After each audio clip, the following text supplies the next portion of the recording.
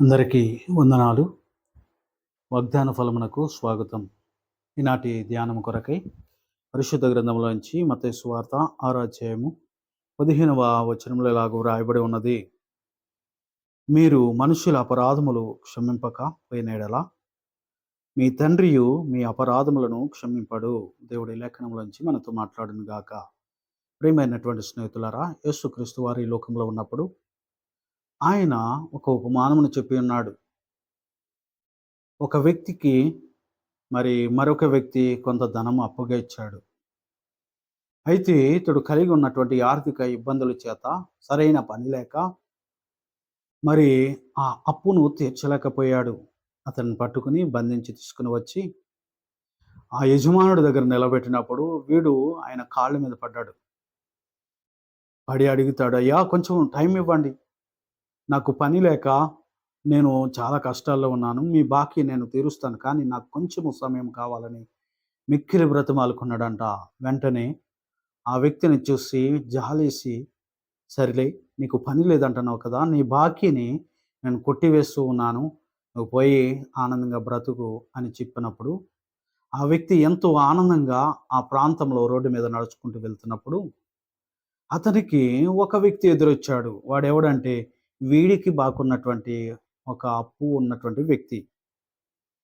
వెంటనే వాడి గల్లా పట్టుకొని, వాడి కాలర్ పట్టుకొని, నీవు నాకు అప్పున్నావు కదా, అది తీర్చు అని అడుగుతూ ఉంటే వాడు కూడా ఇంతకుముందు వీడు ఎలాగైతే బ్రతిమాలాడో అలాగ బ్రతిమాలుతాడు. అయ్యా నాకు కొంచెం టైం ఇవ్వండి, నేను మీ బాకీ తీరుస్తాను, మీ అప్పు తీర్చివేస్తానని చెప్పినప్పుడు వాడు ఎంత మాత్రం ఒప్పుకోలేదంట. నీవు బాకీ తీరుస్తావా లేక జైలుకు పోతావా అంటే వేరే గత్యంతరం లేక అతడు చెరసాలకు వెళ్ళిపోయాడు. ఆ ఖైదీలను దర్శిస్తున్నటువంటి ఈ యజమానుడు ఆ యొక్క వ్యక్తి దగ్గరికి వచ్చి అడిగాడు, నానా నువ్వేమి తప్పు చేసి ఇక్కడికి వచ్చావంటే వాడు చెప్పాడు, అయ్యా నేనే తప్పు చేయలేదు, ఒక వ్యక్తి దగ్గర కొంత ధనాన్ని అప్పుగా తీసుకున్నాను, కాకపోతే దానిని తొందరగా చెల్లించలేకపోయాను. నా యజమానుడిని నేను బ్రతిమాలాను, కొంచెము సమయం ఇవ్వండి, నేను పని చేసి త్వరలో తీరుస్తానని చెప్పి బ్రతిమాలితే అతడు మాత్రము నాకు అవకాశం ఇవ్వలేదు. నన్ను బంధించి ఇక్కడ పడవేశాడయ్యా అని చెప్పగానే ఎవడు అని అతనిని గూర్చి ఆలోచన చేసి అతనిని పిలిపించినప్పుడు ఈ యజమానుడు అతన్ని చూసి ఆశ్చర్యపోయాడు. ఎందుకంటే ఇంతకుముందు ఈ యజమానుడు ఈ వ్యక్తిని క్షమించి విడిచిపెట్టాడు. ఈ వ్యక్తి యొక్క అప్పంతా కొట్టివేశాడు. కానీ ఈ వ్యక్తి మాత్రము ఇతరుల దగ్గర నుంచి రావాల్సినటువంటి దానిని విడిచిపెట్టలేకపోయాడు, క్షమించలేకపోయాడు.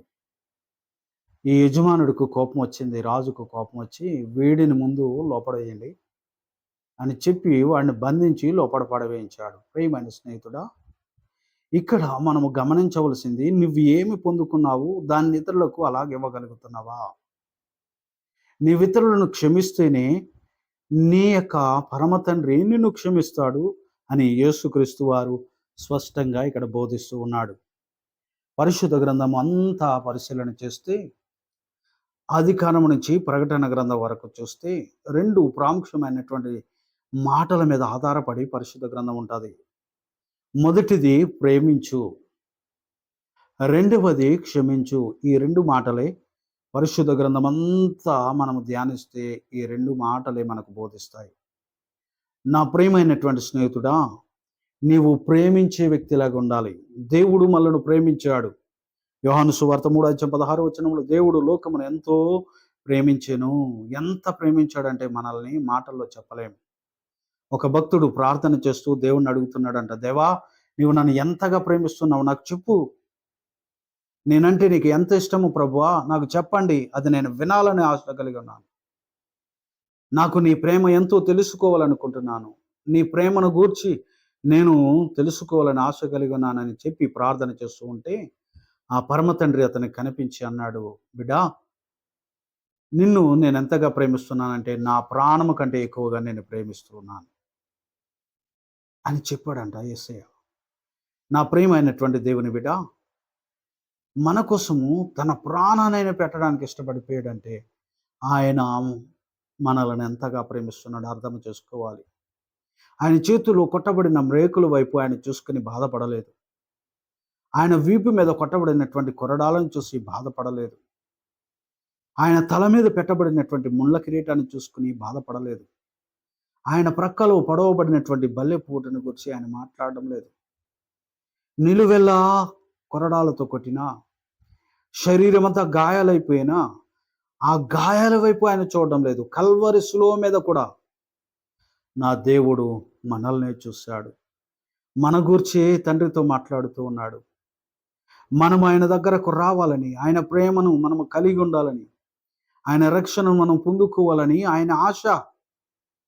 ప్రియమైన దేవుని బిడ్డ, నీవు నేను అంటే ఆయనకు అంత ఇష్టము. దేవుడు ఇప్పుడు అంటున్నాడు, బిడ్డ నీవు అడిగావు కదా, ఇదిగో నీవంటే నాకు ఎంత ఇష్టం అంటే నా ప్రాణము కంటే ఎక్కువ నువ్వే ఇష్టం, కనుక నా ప్రాణాన్ని సహితం నీ కొరకు ఇచ్చిస్తాను అని చెప్పాడంట. ప్రియమైన దేవుని బిడ్డ, మన పరమ తండ్రి అంత గొప్పవాడు. రెండవది, క్షమించు. మనము ఇతరులను క్షమిస్తేనే దేవుడు మనలను క్షమిస్తానని ఇక్కడ తన చుట్టూ ఉన్నటువంటి ప్రజలకు, శిష్యులకు ప్రభువారు బోధిస్తూ ఉన్నాడు. మన పరమ తండ్రి మనలను క్షమించాలంటే, ఆ దేవాతి దేవుడు మనలను క్షమించి మనలను పరిశుద్ధపరచాలంటే, మనలను ఆశీర్వదించాలంటే, మనలను నడిపించాలంటే, మనలను దీవించాలంటే, మనలను హెచ్చించాలంటే, మనలను బాగు చేయాలంటే, మన పక్షముగా యుద్ధము చేయాలంటే మనము క్షమించే మనసును కలిగి ఉండాలి. అప్పుడే దేవుడు మనలను క్షమిస్తానంటున్నాడు. నీవు ఏ విత్తనాలు వేస్తే అదే పంటను కోస్తావని లేఖనం ఇక్కడ మనము జ్ఞాపకం చేసుకోవాలి. మనము ఇతరులను క్షమించగలిగితేనే దేవుడు మనలను క్షమిస్తానని బహు స్పష్టముగా ఇక్కడ దేవుని లేఖనంలో వ్రాయబడి ఉన్నది. మత్తయి సువార్త 18:35 మీలో ప్రతి వాడును తన సహోదరుణ్ణి హృదయపూర్వకంగా క్షమింపని ఎడల నా పరలోకపు తండ్రియు ఆ ప్రకారమే మీ ఎడల చేయుననెను. దేవుని యొక్క లేఖనం అంటుంది, నీ హృదయపూర్వకంగా ఒక వ్యక్తిని క్షమించలేకపోతే, ఏదో పైన మాటల వరుసకు మాత్రమే ప్రేమిస్తూ ఉంటే, నీ దేవుడు కూడా అలాగే నీ జీవితాన్ని చేస్తే నువ్వు ఓర్చుకోగలవా? నువ్వు సహించగలవా? నువ్వు భరించగలవా? ఆయన మనలను క్షమించకపోతే మనము బ్రతకలేము. ప్రతినిత్యము మన కొరకు విజ్ఞాపన చేస్తూ ఉన్నాడు క్రీస్తు వారు. ఆ పరమ తండ్రికి, దేవా ఈ బిడ్డ తెలియక చేస్తాడు గనుక క్షమించు, తెలియక చేస్తున్నారు గనుక క్షమించమని నిత్యము ఆయన ప్రార్థన చేశాడు. మనకు అదే బోధిస్తూ ఉన్నాడు. మీరు కూడా అలాగే చేయాలి. మీ ఎడల మీ సహోదరుడు తప్పిదం చేస్తే, మీ ఎడల మీ అన్నదమ్ముడు తప్పిదము చేస్తే, మీ ఎడల నీ భార్య తప్పిదము చేస్తే, నీ ఎడల నీ భర్త తప్పిదము చేస్తే, నీ ఎడల నీ పిల్లలు తప్పిపోయిన స్థితిలో ఉంటే వారిని క్షమించు. నీవు క్షమించినటువంటి ఆ స్థితిని బట్టి ప్రభువు నిన్ను క్షమిస్తాడు.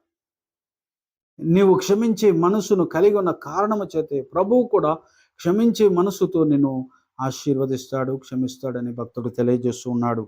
నా ప్రియమైనటువంటి దేవుని బిడ్డ, నీవు నేను అటువంటి మనసును కలిగి ఉందాం. క్షమించే మనసు, ప్రేమించే మనసు మనం కలిగి ఉన్నప్పుడు దేవుడు మనలను ఆశీర్వదిస్తాడు.